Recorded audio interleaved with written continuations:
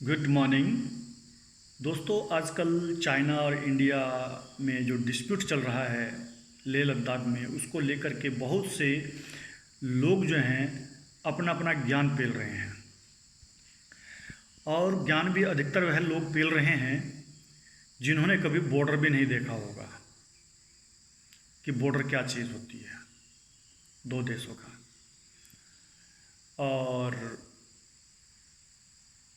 Specially India and China का, चूँकि हमारी अगर सबसे ज़्यादा सीमा किसी देश के साथ में लगती है तो वो चाइना है।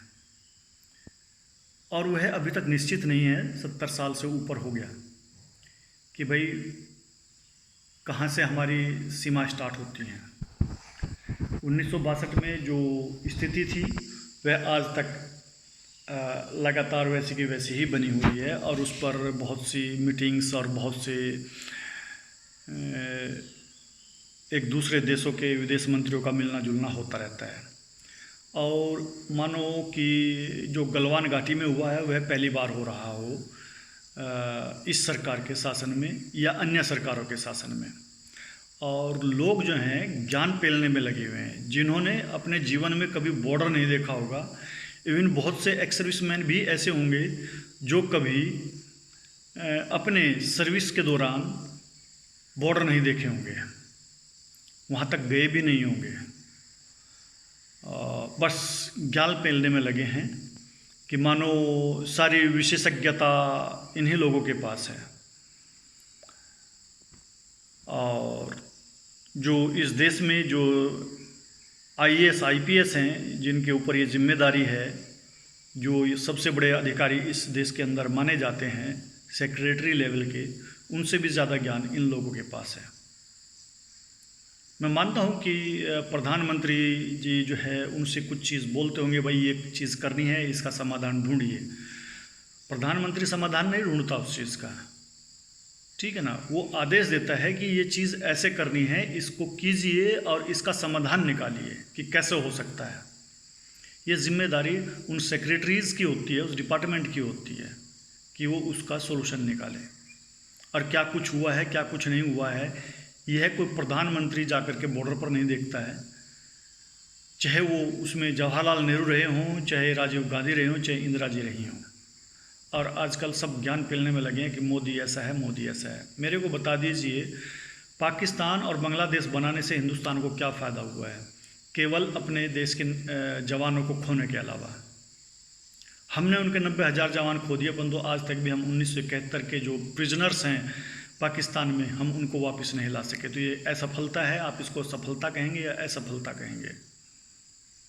दूसरे, उनकी जीती हुई ज़मीन उनको दान में लौटा दी हम लोगों ने, है ना। हम दानवीर भी बहुत बड़े बने। और मिसेस इंदिरा गांधी को ऐसा प्रचारित किया जा रहा है कि वो आयरन लेडी है। तो क्या मानेक शाह जो है, जो हमारे जनरल रहे आर्मी के, वो अफसर्स मेस में अपने जवानों के साथ लगता है कि टल्ली थे, वो वार नहीं लड़ रहे थे, इंदिरा गांधी जी वार लड़ रही थी, सारा क्रेडिट। और दूसरे, हमारे बहुत से वेटरन्स आजकल अपने डीए वगैरह को लेकर के रो रहे हैं, है ना, मोदी जी को गाली देने में लगे हैं। और स्पेशली वो जो कांग्रेस को सपोर्ट करते हैं, परंतु वो भूल जाते हैं कि 1971 में जंग जीतने के बाद में कितना बढ़िया इनाम कांग्रेस ने इस देश के जवानों को दिया था, उनकी पेंशन कम करके। पहले देश की जवानों की जो पेंशन थी वो 70 और 75% होती थी, आज वो 50% है। 25% हमारी पेंशन गायब कर दी गई। कितना अच्छा हमें तोहफा दिया। और वो कांग्रेस के पिछलग्गू बने हुए हैं। हम मोदी जी को गाली दे रहे हैं केवल किस लिए कि डीए नहीं मिलेगा, ठीक है। हमारे बहुत से जवान भी हैं जो सर्विंग में हैं कि भाई इंक्रीमेंट नहीं मिलेगा। अरे यार, देश की सिचुएशन समझो आप। देश के पास पैसा कहाँ से आता है? देश आखिर है किसका? आप देश से मांगते ही रहेंगे, कभी देश को देंगे भी? है ये क्या हमारी जिम्मेदारी नहीं है कि इस संकट की घड़ी में, कोरोना जैसी स्थिति में और इस वार जैसी स्थिति में, हम सरकार का नहीं देश का साथ तो दें। क्या हम इतने लाचार हैं कि अगर हमें 10% डीए नहीं मिलेगा तो हम घुटनों के बल टिक जाएंगे? आज तक हम सन 71 के बाद में आज तक हमारा जो पेंशन है वो 50% कर दी गई 75% से, उसमें हमने घुटने नहीं टेके आज तक, परंतु हम 10% डीए में हम घुटने टेक जाएंगे। समझते हैं ना? 75% पेंशन कम होना क्या होता है? सोचिएगा आपने क्या खोया। कितना बढ़िया इनाम आपको कांग्रेस ने दिया और आप लगे हैं मोदी जी को गाली देने के लिए। मैं मानता हूं कि आपको नुकसान होगा, तो वो ज्ञान ना पेलें जो आज तक बॉर्डर जिन्होंने नहीं देखा।